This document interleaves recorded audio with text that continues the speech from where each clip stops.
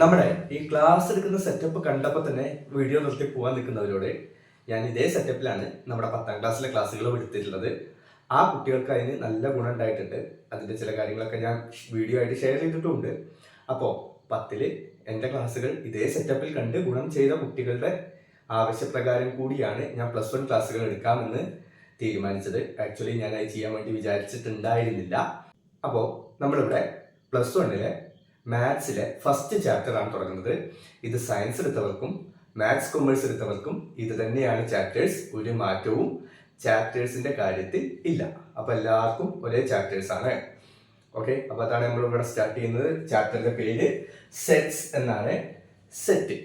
Okay, അപ്പൊ എല്ലാവരും നിങ്ങൾ കൂടുതൽ നിങ്ങളുടെ ഫ്രണ്ട്സിലേക്ക് അയച്ച് സഹായിക്കണം. കാരണം +1 ഓരോ പാഠം എടുക്കാൻ എത്ര സമയം വേണമെന്ന് ഇവിടെ കാണാം. ഒന്ന് നോക്കി നോക്കുക. ഓക്കെ, അപ്പോൾ അത് ഫിസിക്കൽ ക്ലാസ് റൂമിൽ, അതായത് നമ്മുടെ സ്കൂളിലൊക്കെ എടുക്കാൻ ആവശ്യമായ ടൈമാണ്. പക്ഷെ ഓൺലൈനിൽ അത്ര തന്നെ സമയം വേണ്ടെങ്കിൽ അതിനോടടുത്ത ടൈമൊക്കെ നമുക്ക് ഓൺലൈൻ ക്ലാസ്സിനും വേണ്ടി വരും. അത്ര തന്നെ വേണ്ടി വരില്ല എന്നേ ഉള്ളൂ. അപ്പോൾ അത്യാവശ്യം എഫേർട്ട് ഉണ്ട്. നിങ്ങൾ ഏതെങ്കിലും യൂട്യൂബ് ചാനലിൽ കുറഞ്ഞ സമയം കൊണ്ട് ഒരു പാഠം മുഴുവനായിട്ട് എന്നൊക്കെ പറഞ്ഞ് കാണുകയാണെങ്കിൽ മനസ്സിലാക്കുക, അതിൽ മുഴുവൻ ഉണ്ടാവില്ല. ഓക്കെ, നമ്മൾ 10ാം ക്ലാസ്സിൽ എന്താണോ ചെയ്തിട്ടുള്ളത് അതേ രീതിയിൽ തന്നെയാണ് ഇവിടെ ചെയ്യാൻ പോകുന്നത്. അപ്പോൾ നിങ്ങളുടെ ഫ്രണ്ട്സിലേക്ക് അയക്കണം. കാരണം 10ലെ പോലെയല്ല, കുറച്ചധികം എഫേർട്ട് വേണ്ട പരിപാടിയാണ് +1 ക്ലാസ് എടുക്കുക എന്ന് പറയുന്നത്.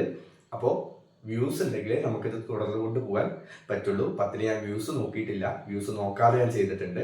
ഇവിടെ എനിക്കതിന് സാധിക്കില്ല എന്നുകൂടി പറഞ്ഞുകൊണ്ട് ഞാൻ തുടങ്ങുകയാണ്. ഒന്നാമത്തെ പാഠം സെറ്റാണ്. എന്താണ് സെറ്റ്? ഓക്കെ, ഇവിടെ എഴുതിയ ഡെഫിനിഷൻ ആകുമ്പോൾ നിങ്ങൾ ഇപ്പം ആലോചിക്കേണ്ട. എന്താണ് സെറ്റ്? സിമ്പിളായിട്ട് കാര്യം മനസ്സിലാക്കുക. കാരണം പ്രത്യേകിച്ച് മലയാളം മീഡിയം പഠിച്ചു വന്നവർക്ക് ഇംഗ്ലീഷിലുള്ള കാര്യങ്ങൾ ചിലപ്പോൾ മനസ്സിലാക്കാൻ ബുദ്ധിമുട്ടായിരിക്കും. അപ്പോൾ ബേസിക് ഐഡിയ ആദ്യം മനസ്സിലാക്കുക, എന്നിട്ട് ഡെഫിനിഷനിലേക്കൊക്കെ വരും. അതായിരിക്കും നല്ലത്. ഓക്കെ, അപ്പോൾ എന്താ സെറ്റ്? ആ വാക്കിപ്പോൾ നിത്യജീവിതത്തിൽ ഇപ്പോൾ കുറച്ച് കുറവാകുന്നുണ്ട് റിയൽ ലൈഫിൽ, അല്ലേ? കുറച്ച് കാലം മുമ്പ് വരെയൊക്കെ ഇപ്പം എന്നെ ആരെങ്കിലും വിളിക്കും, എൻ്റെ ഫ്രണ്ട്. അവൻ എന്നോട് എന്തെങ്കിലും കാര്യം പറഞ്ഞു ഏൽപ്പിച്ചിട്ടുണ്ടാവും എന്ന് വിചാരിക്കുക. അവൻ വിളിച്ചിട്ടായിരിക്കും അതെന്താ വയ്ക്കും. അപ്പോൾ ഞാൻ പറയും, ഓ സെറ്റാണ്, അല്ലേ? നിങ്ങളങ്ങനെ പറഞ്ഞിട്ടുണ്ടോ എന്ന് എനിക്കറിയില്ല. കുറച്ച് കാലം മുമ്പ് വരെ ഈ സെറ്റ് എന്നുള്ള വാക്ക് നമ്മുടെ നിത്യജീവിതത്തിൽ റിയൽ ലൈഫിൽ സ്ഥിരമായിട്ട് ഉപയോഗിച്ചിട്ടുള്ള കാര്യമാണ്. അപ്പോൾ എൻ്റെ ഫ്രണ്ട് എന്നോട് ഒരു കാര്യം പറഞ്ഞു. അവൻ എന്നോട് വിളിച്ചു ചോദിക്കുകയാണ് പിന്നീട്, എന്തായി ആ കാര്യം? അപ്പം ഞാൻ പറഞ്ഞു, ഓ അത് സെറ്റാണ്. എന്ന് വെച്ചാൽ എന്താവും ഞാൻ ഉദ്ദേശിച്ച്? അതിൽ ആ ആൻസർ മതി, അവൻ ഓക്കെയാണ്. എന്തായിരിക്കും ഞാൻ ഉദ്ദേശിച്ചിട്ടുണ്ടാവുക? ഞാൻ സെറ്റാണ് എന്ന് പറഞ്ഞാൽ ഉദ്ദേശിക്കുന്നത് എല്ലാം അവൻ പറഞ്ഞതുപോലെ തന്നെ ചെയ്തിട്ടുണ്ട്, അല്ലെ? അവൻ എന്താണോ എന്നോട് പറഞ്ഞത് അത് അതുപോലെ തന്നെ ചെയ്തിട്ടുണ്ട്, അല്ലെങ്കിൽ അവൻ പറഞ്ഞ കാര്യം നടത്തിയിട്ടുണ്ട്. ഇതാണ് സെറ്റാണ് എന്നുള്ളത്. നമ്മൾ റിയൽ ലൈഫിൽ ഉപയോഗിക്കുമ്പോൾ കൊടുക്കുന്ന മീനിങ്, സെറ്റ് എന്ന വാക്കുകൊണ്ട് നമ്മൾ കൊടുക്കുന്ന മീനിങ് ഇതാണ്. അതിലാർക്കും ഡൗട്ടില്ല എന്ന് ഞാൻ വിചാരിക്കുന്നു. കറക്റ്റല്ലേ? അങ്ങനെയാണെങ്കിൽ എന്തായിരിക്കും ഇവിടെ മാത്സിൽ സെറ്റ്? നമ്മൾ എന്തുകൊണ്ടാ എൻ്റെ ഫ്രണ്ട് വിളിച്ചപ്പോൾ ഞാൻ എന്തുകൊണ്ടാ സെറ്റാണെന്ന് പറഞ്ഞേ? അവൻ പറഞ്ഞ കാര്യം കൃത്യമായി ചെയ്തുകൊണ്ടല്ലേ? ഇപ്പൊ അവൻ എന്നോട് ഒരു കാര്യം പറഞ്ഞു, അതെനിക്ക് കൃത്യമായി ചെയ്യാൻ പറ്റിയില്ല എന്ന് വിചാരിക്കുക. ഞാൻ സെറ്റാണെന്ന് പറയുമോ? ഇല്ല, പറയില്ല. അപ്പൊ ഞാൻ സെറ്റാണെന്ന് പറയണമെങ്കിൽ ആ പറഞ്ഞ കാര്യം, അവൻ എന്നെ ഏൽപ്പിച്ച കാര്യം കൃത്യമായി ചെയ്യണം, അല്ലേ? അപ്പോഴല്ലേ പറ്റുള്ളൂ, അല്ലേ? അങ്ങനെ ഒന്ന് ആലോചിച്ചേ. അപ്പൊ എന്താവും സെറ്റ്? സെറ്റ് എന്ന് പറഞ്ഞാൽ നമുക്ക് കൃത്യമായി പറയാൻ പറ്റുന്ന വസ്തുക്കൾ. മലയാളത്തിൽ മനസ്സിലാവാൻ വേണ്ടിയിട്ടാട്ടോ ഇങ്ങനെ പറയുന്നത്. നമുക്ക് കൃത്യമായി പറയാൻ പറ്റുന്ന വസ്തുക്കളെയാണ് സെറ്റ് എന്ന് വിളിക്കുന്നത്. ഇനി അതിൻ്റെ ഇംഗ്ലീഷോ ഡെവലപ്പ്. എ സെറ്റ് ഒരു set. A set is A well defined എന്ന് പറഞ്ഞാൽ കൃത്യമായി പറയുക, അല്ലെങ്കിൽ കൃത്യമായി വിശദീകരിക്കാൻ പറ്റുന്ന കളക്ഷൻ ഓഫ് ഒബ്ജക്ട്സ് എന്ന് വെച്ചാൽ വസ്തുക്കളുടെ കൂട്ടം, അല്ലെങ്കിൽ വസ്തുക്കളുടെ കളക്ഷൻ. ഓക്കെ, അപ്പൊ എന്താണ്? A set is A well defined collection of objects. മലയാളത്തില് കൃത്യമായി പറയാൻ അല്ലെങ്കിൽ വിശദീകരിക്കാൻ കഴിയുന്ന വസ്തുക്കളുടെ ഒരു കൂട്ടത്തെയാണ് എന്ത് വിളിക്കുന്നത്? സെറ്റ് എന്ന് വിളിക്കുന്നത്. ഇത്തിരി കൺഫ്യൂഷനായോ? നമുക്ക് എക്സാമ്പിൾസ് നോക്കാം. ഇവിടെ ഞാൻ 3 എക്സാമ്പിൾ കൊടുത്തിട്ടുണ്ട്. എന്താ? ഒന്നാമത്തെ example, odd numbers less than 10. Odd numbers less than 10. എന്താ ഓഡ് നമ്പർ എന്ന് അറിയാലോ? മലയാളം മീഡിയം പഠിച്ചവർക്ക് ഓഡ് നമ്പർ എന്ന് പറഞ്ഞാൽ ഒറ്റ സംഖ്യ, ലെസ് ദാൻ എന്ന് പറഞ്ഞാൽ താഴെ, 10 ലെസ് ദാൻ 10 എന്ന് പറഞ്ഞാൽ 10ന് താഴെ. അപ്പോ 10ന് താഴെയുള്ള ഒറ്റസംഖ്യകൾ. 10ന് താഴെയുള്ള ഒറ്റസംഖ്യ നമുക്കറിയാലോ ഏതൊക്കെയാണ്? 1, 3, 5, 7, 9. നമുക്ക് കൃത്യമായിട്ട് എഴുതാൻ പറ്റിയില്ലേ? ഇതിൽ എന്തെങ്കിലും കൺഫ്യൂഷൻ ഉണ്ടോ? കൺഫ്യൂഷൻ്റെ ആവശ്യമില്ല. കറക്റ്റ് അല്ലേ? ഇത്രയല്ലേ ഉള്ളൂ. ഇനി കൂടുതലുണ്ടോ? ഇല്ല. ഇതാണ്. ഇതിനെ നമുക്ക് എന്ത് വിളിക്കാം? ഒരു വെൽ ഡിഫൈൻഡ് ഒബ്ജക്ട്സ് ആണ് അല്ലെ? കൃത്യമായി പറഞ്ഞു, നമുക്ക് കൃത്യമായിട്ട് എഴുതാൻ പറ്റി അല്ലെ? അങ്ങനെ കൃത്യമായി ചെയ്യാൻ പറ്റുന്ന കാര്യങ്ങളെയാണ് സെറ്റ് എന്ന് വിളിക്കുന്നത്. ഈ സെറ്റ് ഡിനോട്ട് ചെയ്യുക അങ്ങനെയാണ്. ഇങ്ങനെ ഒരു ബ്രാക്കറ്റിന്റെ ഉള്ളിലാണ് സെറ്റ് എഴുതുന്നത്. രണ്ടാമത്തെ എക്സാമ്പിൾ നോക്കിക്കേ. Reverse of India. എന്താണ്? ഇന്ത്യയിലെ നദികൾ. ഇന്ത്യയിലെ നദികൾ ഇപ്പൊ എനിക്കെല്ലാവരും അറിയില്ല കേട്ടോ, ഉള്ള കാര്യമാണ്. പക്ഷെ അറിയാവുന്നവരുണ്ടാവുമല്ലോ. ഇനി പോട്ടെ, നമ്മുടെ ജെമിനി അല്ലെങ്കിൽ ChatGPT ഇതിലടിച്ചു കൊടുത്താൽ കിട്ടില്ലേ വിവരം? ഗൂഗിൾ ചെയ്താൽ കിട്ടില്ലേ വിവരം? അപ്പൊ കിട്ടാത്ത കാര്യമല്ല. അത് collection of well defined objects എന്ന് പറയുന്നതിൽ ഏതും പെടും? റിവേഴ്സ് ഓഫ് ഇന്ത്യയും പെടും. നമുക്ക് അധികം ഇല്ല എന്നുള്ളത് നമ്മുടെ വിഷയമല്ല. ഓക്കെ, അങ്ങനെ ആലോചിക്കരുത്. എനിക്കറിയില്ല അപ്പൊ പിന്നെ അത് സെറ്റല്ല. അതല്ല, അങ്ങനെ പറയരുത്. നമുക്കറിയാനും ഇല്ലെങ്കിലും കൃത്യമായിട്ട് പറയാൻ കഴിയുമോ എന്ന് വെക്കുക. പറ്റും. നമുക്ക് കഴിയില്ലെങ്കിലും പറ്റുന്നവരുണ്ട്. അപ്പൊ ഇതാണ് രണ്ടാമത്തെ എക്സാമ്പിൾ സെറ്റിന്. ഇനി മൂന്നാമത്തെ എക്സാമ്പിൾ എന്താ?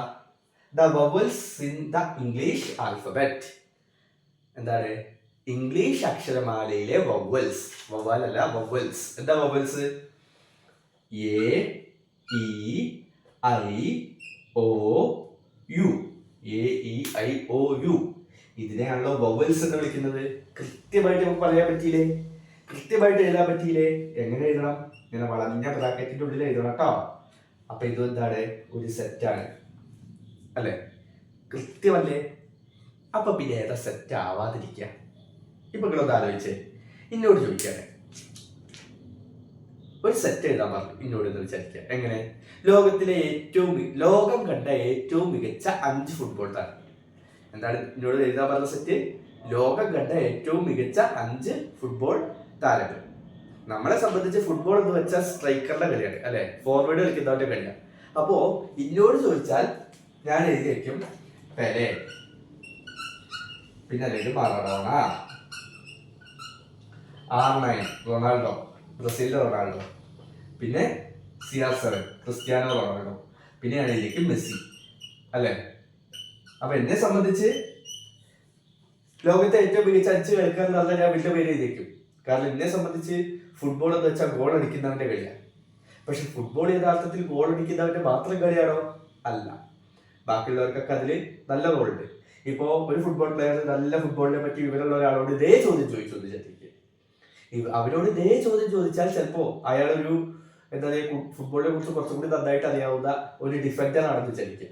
അയാൾ പറയുന്ന 5 പേരില് ഇതിൽ ചിലതൊക്കെ ഉണ്ടാവും, പക്ഷെ ചിലരെങ്കിലും എന്താവാം, ഒരു ഡിഫൻഡർ ആവാനുള്ള സാധ്യത ഉണ്ട് അല്ലെ? ഇനി ഒരു ഗോൾ കീപ്പറോട് ചോദിച്ചാൽ ചിലപ്പോൾ അയാൾ ഒരു ഗോൾ കീപ്പറിന്റെ പേര് പറയാനുള്ള സാധ്യത ഉണ്ട് ഇല്ലേ? അപ്പൊ ഇതൊരു collection of well defined objects ആണോ? അല്ല. ഇത് വെൽ ഡിഫൈൻഡ് അല്ല. ഏത് വേൾഡിലെ ബെസ്റ്റ് 5 ഫുട്ബോളേഴ്സ് എന്ന് പറയുന്നത് നമുക്ക് കൃത്യമായി പറയാൻ കഴിയില്ല. കഴിയോ? കാരണം ഒരാളുടെ അഭിപ്രായമില്ല മറ്റൊരാൾക്ക് അല്ലെ? ഇനി നിങ്ങൾ ജെമിനിയോട് ചോദിക്കാം, ജെമിനിയോട് 5 ബെസ്റ്റ് ഫുട്ബോളേഴ്സ് ഏതാന്ന് ചോദിച്ചാൽ പറയുന്ന 5 ആളാവണമെന്നില്ല. ChatGPT തരുന്ന ഉത്തരം മാറാൻ സാധ്യത ഉണ്ടല്ലോ. അപ്പോ അങ്ങനെ വ്യത്യസ്തമായ ഉത്തരങ്ങൾ കിട്ടുന്നതൊന്നും സെറ്റല്ല. പക്ഷെ ഇവിടെ കൃത്യമാണ്. കൃത്യമായതൊക്കെ എന്താണ്? സെറ്റാണ്. അപ്പൊ ഇതെന്തല്ല? സെറ്റല്ല. സെറ്റല്ല, വേണ്ട. ഓക്കെ ആണോ? ഇനി നമുക്ക് മാത്സിലേക്ക് വന്നാലോ? സെറ്റും കൊണ്ട് ഒന്ന് മാത്സിലേക്ക് വരാം. ഓക്കെ, മാത്സിലെ സെറ്റ് അല്ലെ? അതാണ് നമ്മുടെ വിഷയം. നമ്മുടെ വിഷയം മാത്സ് ആണല്ലോ അല്ലെ? മാത്സിലെ സെറ്റ് എന്ന് പറയുമ്പോൾ മാത്സിൽ ഉപയോഗിക്കുന്ന ചില സെറ്റുകളുണ്ട്. അതിനെ കുറച്ചുകൂടി ഒന്ന് അറിഞ്ഞിരിക്കണം. മാത്സിൽ ഉപയോഗിക്കുന്ന കോമൺ ആയ ചില സെറ്റുകളിൽ ഒന്ന് N ആണ്. എന്താണ്? N എന്നുള്ള അക്ഷരം ക്യാപിറ്റൽ N കൊണ്ടാണ് സെറ്റിനെ സൂചിപ്പിക്കുന്നത്. ഒരു കാര്യം മനസ്സിലാക്കുക, എല്ലാ സെറ്റിന്റെയും പേര് നമ്മൾ ക്യാപിറ്റൽ ലെറ്റർ കൊണ്ട് വേണം എഴുതാൻ. ഓക്കെ, ഏത് സെറ്റിന് പേരിട്ടാലും അത് ക്യാപിറ്റൽ ലെറ്റർ കൊണ്ട് വേണം എഴുതാൻ. മിക്കവാറും നമ്മൾ A എന്നാണ് എടുക്കല്. എല്ലാ സെറ്റിലും നമ്മൾ മിക്കവാറും എടുക്കുന്ന പേര് A, ക്യാപിറ്റൽ A എന്നാണ്. ഓക്കെ, അപ്പൊ എല്ലാ സെറ്റിനെയും നമ്മൾ ക്യാപിറ്റൽ ലെറ്റർ കൊണ്ട് വേണം സൂചിപ്പിക്കാൻ. ഈ സെറ്റിന്റെ ഉള്ളിലുള്ള ആൾക്കാരെ നമ്മൾ എലമെന്റ്സ് എന്ന് വിളിക്കും. എന്ത് വിളിക്കും? എലമെന്റ്സ്. എലമെന്റ്സ് എപ്പോഴും സ്മോൾ ലെറ്റർ ആയിരിക്കണം. ഓക്കെ, ABC ഞാൻ എക്സാമ്പിൾ എഴുതിയതാണ്. എഴുതുമ്പോൾ നമ്മൾ സ്മോൾ ലെറ്ററിൽ എഴുതണം. അപ്പോൾ സെറ്റ് എഴുതുന്നത് ക്യാപിറ്റൽ ലെറ്ററിൽ, സെറ്റിന്റെ ഉള്ളിലെ ആൾക്കാർ എഴുതുന്നത് സ്മോൾ ലെറ്ററിൽ. ഓക്കെ, അപ്പൊ ഇത് സെറ്റിന്റെ പേരാണ്, ഇവിടെ എലമെന്റ്സ് ആണ്. പൊതുവായിട്ട് സെറ്റ് എഴുതുമ്പോൾ ഞാൻ പറഞ്ഞു എ ആണ്. എന്നാൽ ചില പ്രത്യേക സാഹചര്യങ്ങളിൽ അല്ലെങ്കിൽ മാത്സിൽ ഉപയോഗിക്കുന്ന ചില പ്രത്യേക സെറ്റുകൾക്ക് എ എന്നല്ല കൊടുക്കുക. അതിലൊന്നാണ് എൻ. എൻ എന്ന് കൊടുത്തിട്ട് ഒരു സെറ്റ് തന്നാൽ മനസ്സിലാക്കണം, എൻ എന്ന് വെച്ചാൽ നാച്ചുറൽ നമ്പറാണ്. Set of all natural numbers. എന്താ ഈ നാച്ചുറൽ നമ്പേഴ്സ്? പ്രത്യേകിച്ച് ഈ മലയാളം മീഡിയം പഠിച്ചെടുക്കാൻ ബുദ്ധിമുട്ട്. നാച്ചുറൽ നമ്പേഴ്സ് എന്ന് വെച്ചാൽ എഴുതി വെച്ചോളാം, എണ്ണൽ സംഖ്യകൾ. എന്താണ്? എണ്ണൽ സംഖ്യകൾ. അപ്പോ എൻ എന്ന് പറയുന്ന സെറ്റ് എന്തായിരിക്കും? ആലോചിച്ച് നോക്കിയേ. എണ്ണൽ സംഖ്യ എന്ന് പറഞ്ഞാൽ 1, 2, 3 ഇങ്ങനെ പോവും അല്ലെ? അവസാനിക്കുന്നുണ്ടോ ചോദിച്ചാൽ അവസാനം എവിടെയെന്ന് നമുക്കറിയില്ല. എന്ന് വെച്ചിട്ട് ഇത് വെൽ ഡിഫൈൻഡ് അല്ല എന്ന് പറയാൻ പറ്റുമോ? ഇത് വെൽ ഡിഫൈൻഡ് ആണ്. പക്ഷെ ഇതിന്റെ അവസാനം എവിടെ നമുക്കറിയില്ല. നമുക്കറിയില്ല എന്നുള്ളത് ഒരു പ്രശ്നമല്ല കേട്ടോ. നിങ്ങൾ ChatGPT-യോട് ചോദിച്ചു, ChatGPT-യോട് ചോദിക്കാതെ set of all natural numbers എന്ന് അടിച്ചു കൊടുത്താലും നിങ്ങൾക്ക് ഇതാണ് കിട്ടുക. ജെമിനി പോയിട്ട് set of all natural numbers എന്ന് അടിച്ചു കൊടുത്താലും തന്നെയാണ് കിട്ടുക. ആൻസറിൽ മാറ്റല്ല. ആരോട്? വിവരമുള്ള ആരോട്. ഓക്കെ, വിവരമുള്ള ആരോട് ചോദിച്ചാലും set of all natural numbers എന്ന് പറഞ്ഞാൽ ഇതാണ്. അതിന്റെ അവസാനം എവിടെ എന്നുള്ളതാണ് വിഷയം. അത് നമ്മൾ ആലോചിക്കണ്ട. ഓക്കെ, കൃത്യമായി പറയാൻ പറ്റും. എവിടെ? 1, 2, 3, 4, 5, 6, 7, 8 അങ്ങനെ. ക്ലിയർ ആണല്ലോ? അപ്പൊ എന്താണ്? Set of all natural numbers. അടുത്തത് സെറ്റ്.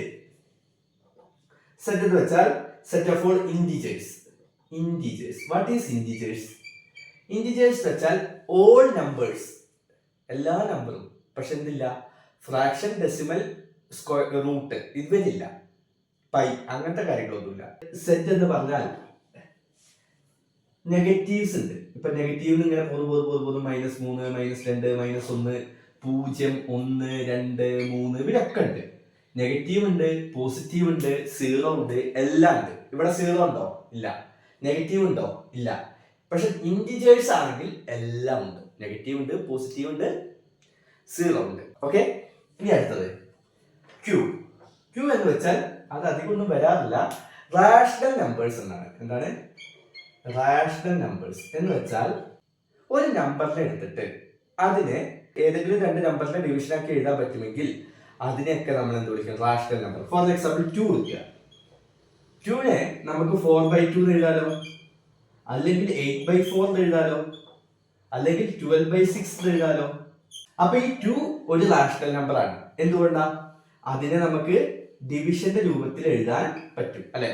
അങ്ങനെ ഡിവിഷന്റെ രൂപത്തിൽ എഴുതാൻ പറ്റിയ നമ്പറുകളാണ് റാഷണൽ നമ്പേഴ്സ്. ക്ലിയർ ആണല്ലോ? അടുത്തത് പ്രധാനപ്പെട്ട ഒന്നാണ് ആർ. ആർ എന്ന് വെച്ചാൽ real number. Okay, real numbers എന്ന് വെച്ചാൽ ഈ ഭൂമി മലയാളത്തിലല്ല, ഭൂമിയിലെ മൊത്തത്തിലുള്ള എല്ലാ നമ്പേഴ്സും. അതില് നെഗറ്റീവ് ഉണ്ട്, പോസിറ്റീവ് ഉണ്ട്, പിന്നെ എന്തുണ്ട്? സ്ക്വയർ ഉണ്ട്, റൂട്ട് ഉണ്ട്, സീറോ ഉണ്ട്, പൈ ഉണ്ട്, കയ്യിൽ കിട്ടിയ എല്ലാവരും ഉണ്ട്. Every number. ഓക്കെ, എല്ലാ നമ്പറും ഉൾപ്പെടുന്നതിനെയാണ് എന്ത് വിളിക്കുന്നത്? Real numbers. അപ്പൊ ഈ 4 പ്രധാനപ്പെട്ട കാര്യം ആണ്. ക്ലിയർ ആണല്ലോ? അപ്പോ സാധാരണ സെറ്റിനെ ക്യാപിറ്റൽ ലെറ്റർ എ വെച്ചിട്ടൊക്കെയാണ്. എ തന്നെ വേണമെന്നില്ല, പൊതുവെ അങ്ങനെയാണ്. പക്ഷെ എന്ന് സെറ്റ്, ക്യൂ, ആർ എന്നൊക്കെ വരുമ്പോൾ ഈ 4 കാര്യങ്ങളാണ് എന്ന് നിങ്ങൾ അറിയണം. നിങ്ങൾ കാണാതെ അറിഞ്ഞിരിക്കണം. എന്നെന്ന് കണ്ടാൽ അപ്പം നിങ്ങൾക്ക് മനസ്സിലാവണം നാച്ചുറൽ നമ്പർ. സെറ്റ് എന്ന് കണ്ടാൽ ഇന്റിജർ, ആർ എന്ന് കണ്ടാൽ റിയൽ നമ്പർ, ക്യൂ എന്ന് കണ്ടാൽ റാഷണൽ നമ്പർ. ഈ ഐഡിയ കൃത്യമായിട്ട് നിങ്ങൾക്ക് അറിഞ്ഞിരിക്കണം. ഓക്കെ, ഇനി നമ്മൾ അറിഞ്ഞിരിക്കേണ്ട ഒരു റെപ്രസെന്റേഷൻ ആണ്. റെപ്രസെന്റേഷൻ എന്ന് വെച്ചാൽ ഒരു പ്രതിനിധീകരിക്കുക എന്നൊക്കെ പറയുന്ന പോലെ, അതായത് സൂചിപ്പിക്കുന്ന രീതി. എന്താണ്? ഇവിടെ നോക്കിക്കേ. If A is an element of set A. എന്താണ്? സെറ്റ് എ ഉണ്ട്. ഓക്കെ, ആ സെറ്റ് എയിലെ ഒരു എലമെന്റ് ആണ് സ്മോൾ ലെറ്റർ എ എന്ന് വിചാരിക്കാം. ഓക്കെ, എ എന്ന സെറ്റിലെ ഒരു എലമെന്റ് ആണ് ആര്? സ്മോൾ ലെറ്റർ എ എന്ന് വിചാരിക്കാം. ഇതിൽ ഒരെണ്ണം മാത്രമേ ഉള്ളൂ വെച്ചാൽ അങ്ങനെ ആവണമെന്നില്ല കേട്ടോ. ഇവിടെ ബിയും സിയും ഡി ഒക്കെ ഉണ്ടാവുക. അതല്ല, നിങ്ങൾ മനസ്സിലാക്കേണ്ട പോയിന്റ് എന്താണെന്നുള്ളതാണ് ഞാൻ പറഞ്ഞിട്ടുള്ളത്. എ എന്ന് പറയുന്നത് സെറ്റ് എയിലെ ഒരു എലമെന്റ് ആണെന്ന് വിചാരിക്കും. ഓക്കെ, അപ്പൊ ക്യാപിറ്റൽ ലെറ്റർ എ എന്ന് പറഞ്ഞാൽ അത് സെറ്റിന്റെ പേരാണ്. സ്മോൾ ലെറ്റർ എ എന്ന് പറഞ്ഞാൽ അതിൽ എലമെന്റ് ആണ്. ഇതൊക്കെ നമ്മൾ നേരത്തെ പറഞ്ഞല്ലോ. അപ്പോ if A is an element of set A, set എയിലെ ഒരു എലമെന്റ് ആണ് സ്മോൾ ലെറ്റർ എ എങ്കിൽ നമ്മൾ പറയും എ ബിലോങ്സ് ടു എ. എന്താണ്? Small letter A belongs to capital letter A. Okay, നമ്മൾ എന്ത് പറയാം? A belongs to capital letter A എന്ന് പറഞ്ഞാൽ എന്താണ്? സെറ്റ് എയിലെ എലമെന്റ് ആണ് സ്മോൾ ലെറ്റർ എ. ഇതിന്റെ അർത്ഥം എന്താണ്? സെറ്റ് എയിലെ എലമെന്റ് ആണ് സ്മോൾ ലെറ്റർ എ. ഇനി ഇങ്ങനെ എഴുതി വിചാരിക്കുക, ബി ബിലോങ്സ് ടു എ എന്ന് എഴുതിയാൽ എന്താണ്?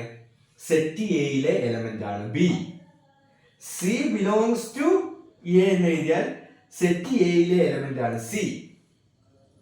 അപ്പോൾ ഇതിനെ മനസ്സിലായല്ലോ? ഇനി ബിലോങ്സ് ടു എഴുതിയാൽ അത്ര ഈസിയായ പരിപാടിയാണോ? കുറച്ച് വാക്കുണ്ടല്ലേ, മീൻസ് വാക്ക് കുറേണ്ടായിട്ടല്ല, ഇതിനെ കുറച്ചുകൂടി സിമ്പിൾ ആയിട്ട് ഇട്ടാം. എങ്ങനെ?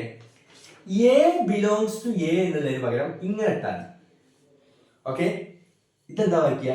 എ, ഇത് ബിലോങ്സ് ടു എന്ന് വായിക്കണം. ഓക്കെ, വായിച്ചാൽ മതി, എഴുതേണ്ട ആവശ്യമൊന്നുമില്ല. ഇത് ഈ ഇട്ട പോലെ കേട്ടോ, ഇങ്ങനെ ഇടുക, ഇങ്ങനെ ഇടുക, ഇങ്ങനെ ഇടുക, ഇങ്ങനെ ഇടുക. ഓക്കെ, ഇതിനെന്താ വായിക്കണ്ടേ? Belongs to. അതൊരു സൈൻ ആണ്, ആ സൈൻ ഒരു ചിഹ്നമാണ്. ആ ചിഹ്നത്തിന്റെ പേര് എപ്സിലോൺ എന്നാണ്. അറിഞ്ഞില്ല മതി, ഈ ചിഹ്നത്തിന്റെ പേര് എന്താണ്? എപ്സിലോൺ എന്നാണ്. അത് നിങ്ങൾ അറിഞ്ഞില്ല മതി, ഞാൻ പറഞ്ഞേ ഉള്ളൂ. അപ്പോ ഇങ്ങനെ എഴുതിയാൽ എ ബിലോങ്സ് ടു എ, എന്താ വായിക്കണ്ടേ? A belongs to A. അപ്പൊ ഇതോ ബി ബിലോങ്സ് ടു എ, ഇത് സി ബിലോങ്സ് ടു എ എന്ന് പറഞ്ഞാൽ ക്യാപിറ്റൽ ലെറ്റർ എ എന്ന് പറയുന്ന സെറ്റിലെ എലമെന്റ് ആണ് small letter A. Capital letter A എന്ന് പറയുന്ന സെറ്റിലെ എലമെന്റ് ആണ് ബി. ആ സെറ്റ് എയിലെ എലമെന്റ് ആണ് സി. ക്ലിയർ ആണല്ലോ? അപ്പൊ ഇതൊരു റെപ്രസെന്റേഷൻ ആണ്. എന്ന് വെച്ചാൽ എങ്ങനെയാണ് ഇത് സൂചിപ്പിക്കുക? എലമെന്റ് ആണെന്ന് എങ്ങനെയാണ് സൂചിപ്പിക്കുക? ഈ രീതിയിലാണ് നമ്മൾ സൂചിപ്പിക്കുക. ഓക്കെ ആണോ? അപ്പൊ ഇങ്ങനെ എഴുതിയാലോ? ഇതുപോലെ എന്താ? B not belongs to A. എന്താ വായിക്കണ്ടേ?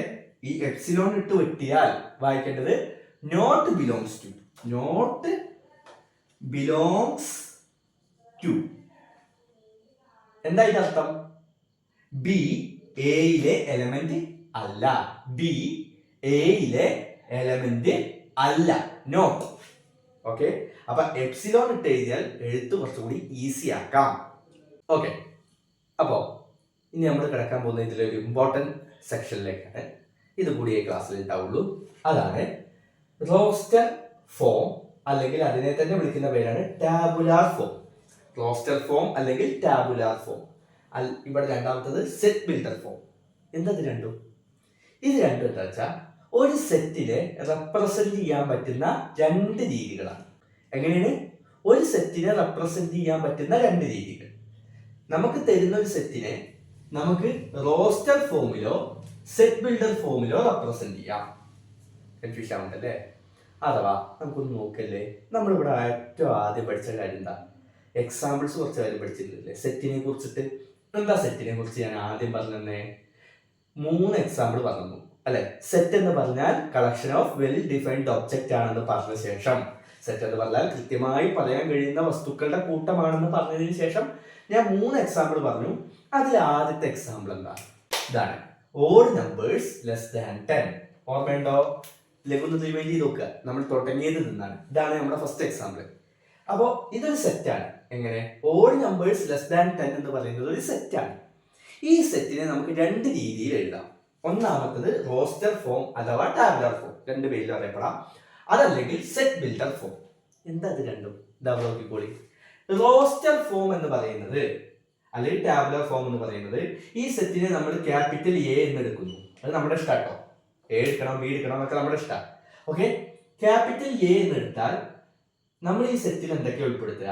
ഓഡ് നമ്പേഴ്സ് ലെസ് ദാൻ 10 അല്ലെ?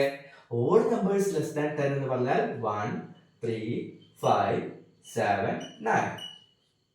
ഇങ്ങനെ എഴുതിയില്ലേ? ഈ എഴുതിയതിനെ നമ്മൾ നേരത്തെ എഴുതിയിട്ടുണ്ട്. ഇങ്ങനെ എഴുതുന്നതിനെയാണ് നമ്മൾ എന്ത് വിളിക്കുന്നത്? റോസ്റ്റർ ഫോം എന്ന് വിളിക്കുന്നത്. ക്ലിയർ? അപ്പൊ എന്താ set builder form? Set builder form എന്ന് പറഞ്ഞാൽ അത് ഏകദേശം ഈ തന്ന പോലെ തന്നെയാണ് ഉള്ളത്. ശ്രദ്ധിച്ചോടുക.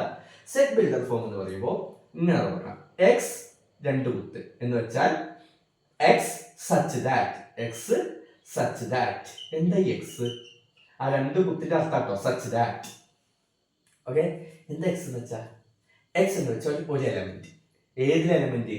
എ എന്നുള്ള സെറ്റിലെ എലമെന്റിനെയാണ് എക്സ് എന്നത്. ഓക്കെ, നമുക്ക് അറിയാത്തൊരു എലമെന്റ് അല്ലെങ്കിൽ അറിയുന്ന ഒരു എലമെന്റ്. ഓക്കെ, അപ്പോൾ സെറ്റ് ബിൽഡർ ഫോം സ്റ്റാർട്ട് ചെയ്യുന്നത് ഇങ്ങനെയാണ്. X such that x is A odd number less than 10. നോക്കിക്കേ, ഇതെങ്ങനെ എഴുതിയേ? ശ്രദ്ധിച്ചു നോക്കിക്കേ. ഓഡ് നമ്പർ ലെസ് ദാൻ 10 ആണ് നമ്മളോട് സെറ്റ് എഴുതാൻ പറഞ്ഞത്. ആ സെറ്റിനെ റെപ്രസെന്റ് ചെയ്യുന്ന ഒരു ഫോമാണ് സെറ്റ് ബിൽഡർ ഫോം. ഓക്കെ, ആ സെറ്റ് ബിൽഡർ ഫോം എങ്ങനെ എഴുതുക? എക്സ് സച്ച് ദാറ്റ്, എക്സ് എന്ന് വെച്ചാൽ ഒരു എലമെന്റ്. അപ്പോൾ എക്സ് എലമെന്റ് ആണ്. എങ്ങനത്തെ element? X is A odd number less than 10. Okay, X എന്ന് പറയുന്നത് ഒരു ഓഡ് നമ്പർ ആണ്, വിച്ച് ഈസ് ലെസ് ദാൻ 10. 10നേക്കാൾ ചെറുതായ ഒറ്റ സംഖ്യയാണ്. ഇങ്ങനെ എഴുതുന്നതിനെയാണ് സെറ്റ് ബിൽഡർ ഫോം എന്ന് വിളിക്കുന്നത്. ഈ മൂന്നാമത്തെ എക്സാമ്പിൾ ആയിട്ട് തന്നിട്ടുള്ളത് വവൽസ് ഇൻ ഇംഗ്ലീഷ് ആൽഫബറ്റിലാണ്. ഞാൻ അങ്ങനെ എഴുതുന്നു, ഇംഗ്ലീഷ് ആൽഫബറ്റ്. ഇംഗ്ലീഷ് അക്ഷരമാലയിലെ വവൽസ് ഏതൊക്കെ? നമ്മൾ നേരത്തെ എഴുതിയിട്ടുണ്ട്. ഈ സെറ്റിനെയും ഞാൻ ഏതെടുക്കുന്നു? എ തന്നെ എടുക്കണമെന്നൊന്നുമില്ല, പക്ഷെ സാധാരണ നമ്മൾ എ എടുക്കൊണ്ട് എടുക്കുന്നു. സെറ്റ് റോസ്റ്റർ ഫോം എന്ന് പറയുമ്പോൾ എങ്ങനെ നമ്മൾ ആ സാധനത്തെ കൃത്യമായിട്ട് അങ്ങ് എടുത്തെഴുതാണ് അല്ലെ. ഓഡ് നമ്പേഴ്സ് എന്ന് പറഞ്ഞപ്പോൾ ഓഡ് നമ്പറുകൾ എടുത്ത് എഴുതി, കോമട്ട് എഴുതി അല്ലെ. അതേപോലെ തന്നെ vowels in the English alphabet എന്ന് പറഞ്ഞാൽ ഏതൊക്കെയാ വവൽസ് വെച്ചാൽ എഴുതുക, അതോടെ എഴുതുക. ഏതാ? A, E, I, O, U. Simple അല്ലെ. ഇത്രയുള്ള പരിപാടി വളരെ ഈസിയാണ്. ഇങ്ങനെ കോമട്ട് ആ സാധനം പറഞ്ഞ സാധനത്തെ എടുത്ത് എഴുതിക്കുന്നതിനെ റോസ്റ്റർ ഫോം എന്ന് വിളിക്കുമ്പോൾ സെറ്റ് ബിൽഡർ ഫോം എങ്ങനെ എഴുതും? ശ്രദ്ധിക്കുക. എ ഈസ് ഈക്വൽ ടു അതേപോലെ തന്നെ കേട്ടോ, എക്സ് സച്ച് ദാറ്റ്, എക്സ് ഒരു എലമെന്റ് ആണ്. ഏതിലെ? എ എന്ന സെറ്റിലെ ഒരു എലമെന്റ് ആണ് x. X such that x is a vowel in the English alphabet.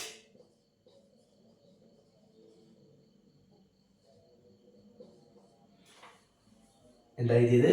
X such that. അതുപടി അങ്ങനെ തന്നെ കേട്ടോ. X is a vowel. X എന്ന് പറയുന്നത് ഒരു വവ്വലാണ്. വവ്വൽ അല്ലെ. വവ്വലാണ് in the English alphabet. English ആൽഫബറ്റിലെ ഒരു വവ്വലാണ് എക്സ്. ക്ലിയർ ആണല്ലോ? ഈ സെറ്റ് ബിൽഡർ ഫോം ഒരു അർത്ഥത്തിൽ ഈസിയാണ്. കാരണം എന്താ? ഇവിടെ തന്ന സാധനത്തിൽ നിന്ന് ബുദ്ധിപൂർവ്വം എഴുതി വെച്ചാൽ മാത്രം മതി. എന്നാൽ അതിനേക്കാൾ ബുദ്ധിമുട്ടാണ് റോസ്റ്റർ ഫോം. പക്ഷെ കുട്ടികളെ സംബന്ധിച്ച്, നിങ്ങളെയൊക്കെ സംബന്ധിച്ച് അല്ലെങ്കിൽ എന്നെ സംബന്ധിച്ച് എനിക്ക് തോന്നും റോസ്റ്റർ ഫോം എഴുതാനാണ് ഈസി എന്ന്. പക്ഷെ ആലോചിച്ച് നോക്കിയാൽ ഏതാ ഈസി? സെറ്റ് ബിൽഡർ ഫോം ആണ്. അപ്പൊ ഇങ്ങനെ രണ്ട് രീതിയിൽ നമുക്ക് ഒരു സെറ്റിനെ റെപ്രസെന്റ് ചെയ്യാം. ഓക്കെ, ഇതും ഒരേ കാര്യം തന്നെ ആണ്. ക്ലിയർ ആണല്ലോ? എന്നാൽ നമുക്കൊരു പണി ചെയ്താലോ? ഒരു 2-3 എക്സാമ്പിൾ കൂടി നോക്കാം. ഓക്കെ, ഇപ്പൊ ഈ പറഞ്ഞ കാര്യങ്ങളുമായി ബന്ധപ്പെട്ടിട്ട് പ്രധാനമായിട്ടും ഈ 2 കാര്യങ്ങളുമായി ബന്ധപ്പെട്ടിട്ടല്ല കുറച്ച് എക്സാമ്പിൾസ് കൂടി നോക്കാം. ഓക്കെ, ഒന്നാമത്തെ എക്സാമ്പിൾ തന്നെ കുറച്ച് ലൈറ്റ് ആണല്ലേ. എന്താ ഇവിടെ എന്താ തന്നെ? ഇതൊരു ഇതൊരു സെക്കൻഡ് ഡിഗ്രി ഇക്വേഷൻ ആണ് അല്ലെ. സെക്കൻഡ് ഡിഗ്രി ഇക്വേഷൻ നമ്മൾ പഠിച്ചിട്ടുണ്ടല്ലോ ഇല്ലേ? നമ്മൾ പഠിച്ച കാര്യങ്ങളല്ലേ ഉള്ളൂ. എന്താ അവിടെ പറഞ്ഞേ? ഈ സെക്കൻഡ് ഡിഗ്രി ഇക്വേഷനെ റോസ്റ്റർ ഫോമിൽ എഴുതണം. ഈ സെക്കൻഡ് ഡിഗ്രി ഇക്വേഷന്റെ റോസ്റ്റർ ഫോമിൽ എഴുതുക എന്ന് വെച്ചാൽ ഈ സെക്കൻഡ് ഡിഗ്രി ഇക്വേഷനിൽ എക്സിന് ഒരു വാല്യൂ ഉണ്ടാവുമല്ലോ. സ്വാഭാവികമായിട്ട് ഏത് സെക്കൻഡ് ഡിഗ്രി ഇക്വേഷൻ ആണെങ്കിലും എക്സിന് വാല്യൂ വേണ്ടേ? ആ വാല്യൂ എന്തായിട്ട് എഴുതാൻ? റോസ്റ്റർ ഫോമിൽ എഴുതാൻ. ഓക്കെ, അപ്പൊ കോമട്ട് എഴുതുക. എന്താ ഇതിൽ എക്സിന്റെ വാല്യൂ? ഇതിന്റെ എക്സിന്റെ വാല്യൂ കണ്ടുപിടിക്കാൻ എളുപ്പപ്പണി എന്താ? നമ്മൾ പല പണി 10ാം ക്ലാസ് പഠിച്ചിട്ടുണ്ട്. ആക്ച്വലി 3 പണികൾ പഠിച്ചിട്ടുണ്ട്. സ്ക്വയർ കംപ്ലീഷൻ അഥവാ വർഗത്തികവ്, പിന്നെ X equal to -b + or - പറയുന്ന ഇക്വേഷൻ. അത് രണ്ടും എടുക്കുന്നതിനൊക്കെ ഏറ്റവും ഈസി ഇവിടെ a + bയും a × bയും എടുക്കല. ഓർമ്മയുണ്ടോ? 10ാം ക്ലാസ്സിലെ 9ാം പാഠം പോളിനോമിയൽസ് ആൻഡ് ഇക്വേഷൻസ് അഥവാ ബഹുപദങ്ങളും സമവാക്യങ്ങളും ഇപ്പൊ കേട്ടല്ലേ ഉള്ളൂ. എന്താ a + b? a + b എന്ന് പറഞ്ഞാൽ എക്സിന്റെ ഒപ്പമുള്ള നമ്പർ, കോഎഫിഷ്യന്റ് ഓഫ് എക്സിന്റെ ഒപ്പം. എക്സിന്റെ ഒപ്പം ഇവിടെ എന്തെങ്കിലും നമ്പർ കാണാനുണ്ടോ? ഇല്ല, ഒന്നും കാണാനില്ലെങ്കിൽ അവിടെ എന്തുണ്ടാവും? ഒന്നുണ്ടാവും. ഓക്കെ, ഇനി a ഇൻറ്റു ബി എന്ന് പറഞ്ഞാൽ എക്സ് ഇല്ലാത്ത നമ്പർ, അതേതാ? -2. അപ്പോ എന്താ അവിടെ വേണ്ടേ? എ ബി എന്ന് പറഞ്ഞാൽ ഏതോ രണ്ട് നമ്പർ, എ ബി എന്ന് പറഞ്ഞാൽ ഏതോ രണ്ട് നമ്പർ, പക്ഷെ രണ്ടും കൂടി കൂട്ടിയാൽ ഒന്നും കിട്ടണം, മൾട്ടിപ്ലൈ ചെയ്താൽ -2 കിട്ടണം, ഗുണിച്ചാൽ -2 കിട്ടണം, കൂട്ടിയാൽ ഒന്നും ഗുണിച്ചാൽ -2 കിട്ടണം. ഏതായിരിക്കും നമ്പർ? സിമ്പിൾ ആണ്, അത് -1ഉം 2ഉം ആണ്. -1ഉം 2ഉം കൂട്ടിയാൽ 1 കിട്ടും. കറക്റ്റ് അല്ലേ? -1ഉം 2ഉം ഗുണിച്ചാൽ -2 കിട്ടും. അപ്പോ നമ്പേഴ്സ് ഏതൊക്കെയാണ്? -1ഉം ആണ് 2ഉം ആണ് അല്ലെ? അത് രണ്ടും കൂടി കൂട്ടിയാൽ 1 കിട്ടി, രണ്ടും കൂടി ഗുണിച്ചാൽ -2 കിട്ടി. കറക്റ്റ് അല്ലേ? അപ്പോൾ എന്ത് മനസ്സിലാക്കണം? ഇവിടുത്തെ a എന്ന് പറയുന്നത് -1ഉം b എന്ന് പറയുന്നത് 2ഉമാണ്. തിരിച്ചു കൊടുക്കാട്ടോ. നിങ്ങൾക്ക് വേറൊരാൾക്ക് തോന്നുന്നത് അപ്പൊ ഇങ്ങനെ എടുത്തതെന്ന് തോന്നണ്ട. a 2 എടുത്താൽ b -1, അതുകൊണ്ട് കുഴപ്പമൊന്നുമില്ല. വേണമെങ്കിൽ എടുക്കാം, വേണ്ടെങ്കിൽ വേണ്ട. ഓക്കെ, ഇങ്ങനെയാണ് എയും ബിയും കിട്ടുക. പക്ഷെ നമുക്ക് വേണ്ടത് എയും ബിയും ആണോ? അല്ല, നമുക്ക് വേണ്ടത് എക്സിന്റെ വിലയാണ്. അപ്പോൾ എയും ബിയും കിട്ടിയ എക്സ് കണ്ടുപിടിക്കാൻ ഈസിയാണ്. ഇവിടെ എ എന്ന് പറഞ്ഞാൽ -1 അല്ലേ? അതിന്റെ ചിഹ്നം മാറ്റിയ -1 മാറ്റിയ +1 ആവും. അപ്പൊ എക്സിന്റെ ഒരു വില കിട്ടി. അടുത്തതോ എക്സിന്റെ രണ്ടാമത്തെ വില ഇപ്പൊ കിട്ടും. ഇവിടെ +2 അല്ലെ? വെറുതെ 2 എഴുതിയാൽ പോസിറ്റീവാ, അതിന്റെ ചിഹ്നം മാറ്റിയ നെഗറ്റീവ് ആവും. ഇവിടെ നെഗറ്റീവ് ഉള്ളത് പോസിറ്റീവ് ആക്കി, പോസിറ്റീവ് ഉള്ളത് നെഗറ്റീവ് ആക്കി. അപ്പൊ എക്സിന് 2 വാല്യൂ കിട്ടി. ഒരു സെക്കൻഡ് ഡിഗ്രി ഇക്വേഷന് രണ്ടാമത്തെ സമവാക്യത്തിന് എക്സിന്റെ വാല്യൂ കണ്ടുപിടിക്കുമ്പോ 2 വാല്യൂ കിട്ടും. 2 കിട്ടിയില്ലേ? അപ്പോ സെറ്റിലെ നമ്മൾ എ എന്നെടുത്താൽ ആ സെറ്റിലെ എലമെന്റ്സ് ആരൊക്കെയാണ്? 1, -2 ആണ്. 1, -2 ആണ്. ക്ലിയർ ആണോ? ഇത് എന്ത് ഫോമാണ്? റോസ്റ്റർ ഫോമാണ്. ഈസി ആയിട്ട് എഴുതി കൂടെ. അടുത്ത എക്സാമ്പിൾ എന്താ? നമുക്ക് ഇവിടെ സെറ്റ് തന്നിട്ടുണ്ട്. എന്താ സെറ്റ് തന്നിട്ട്? X such that x is A positive integer and x² less than 40. ഇവിടെ സെറ്റ് തന്നിട്ടുണ്ട്, പക്ഷെ ഏത് ഫോമില? Set builder ഫോമില. നമ്മൾ അതിന്റെ റോസ്റ്റർ ഫോം എഴുതണം. അപ്പൊ ഈ സെറ്റിനെ നമ്മൾ എ എന്ന് എടുക്കുകയാണെങ്കിൽ ഇപ്പൊ ഈ തന്ന സെറ്റ് ബിൽഡർ ഫോമിനെ നമ്മൾ എന്താക്കണം? റോസ്റ്റർ ഫോമിലേക്ക് മാറ്റണം. അഥവാ കോവട്ട് എഴുതണം. സിമ്പിൾ, ഇത്രയേ ഉള്ളൂ അല്ലേ? അപ്പൊ സെറ്റ് ബിൽഡർ ഫോം തന്നിട്ടുണ്ടല്ലോ. എന്താണ് ആ സെറ്റ് ബിൽഡർ ഫോം? ഒന്ന് ശ്രദ്ധിച്ചു വായിച്ചേ. എന്താ പറഞ്ഞേ? എക്സ് സച്ച് ദാറ്റ് എന്ന് വെച്ചാൽ എക്സ് ഒരു എലമെന്റ് ആണ്. എന്താ എലമെന്റിന്റെ പ്രത്യേകത? X is A positive integer. അപ്പൊ ശ്രദ്ധിക്കണം, എക്സ് എന്ന് പറയുന്നത്, അപ്പൊ നമ്മൾ ആൻസർ ചെയ്ത് തുടങ്ങുമ്പോൾ വേണമെങ്കിൽ വിശദമായിട്ട് എഴുതാം. ഓക്കെ, എക്സ് എന്ന് പറയുന്നത് ഒരു പോസിറ്റീവ് ഇൻറ്റിജർ ആണ്. എന്താ ഈ പോസിറ്റീവ് ഇൻറ്റിജർ? പോസിറ്റീവ് ഇൻറ്റിജർ എന്ന് പറഞ്ഞാൽ 1, 2, 3, 4, 5, 6, 7, 8 അങ്ങനെ പോകും അല്ലെ? ഇതാണല്ലോ പോസിറ്റീവ് ഇൻറ്റിജർ. പക്ഷെ അവിടെ ഒരു പ്രശ്നം ഉണ്ട്. അതാണോ സെറ്റ്? അതല്ല സെറ്റ്. അവിടെ പ്രശ്നം കിടക്കുന്നുണ്ട്. എക്സ് ഒരു പോസിറ്റീവ് ഇൻറ്റിജർ ആണ്, ആയിക്കോട്ടെ. അപ്പൊ ഇതിന്റെ ഉള്ളിൽ വരുന്നതൊക്കെ ഒരു പോസിറ്റീവ് ഇൻറ്റിജർ ആണോ? പക്ഷെ അവിടെ ഒരു കണ്ടീഷൻ കൂടി ഉണ്ട്. ആൻഡ് എന്താ? ആൻഡ് എന്ന് പറയുമ്പോൾ പോസിറ്റീവ് ഇൻറ്റിജറും ആവണം, ആൻഡ് അതും കൂടി. ഇതും വേണം, അതും വേണം. ഏതാ അത്? x² ലെസ് ദാൻ 40 എന്ന് വെച്ചാൽ എന്താ? എക്സിന്റെ സ്ക്വയർ ചെയ്താൽ 40ലേക്കാൾ ചെറുത് പോകണം. എക്സിന്റെ സ്ക്വയർ എന്താവണം? 40ലേക്കാൾ ചെറുത്. അപ്പൊ നമുക്ക് x² കണ്ടു നോക്കല്ലേ? x² എന്ന് പറയുമ്പോ പോസിറ്റീവ് ഇൻറ്റിജർ ആണല്ലോ എക്സ് അല്ലെ? എക്സ് എന്ന് പറയുന്നത് ഒരു പോസിറ്റീവ് ഇൻറ്റിജർ ആണ്.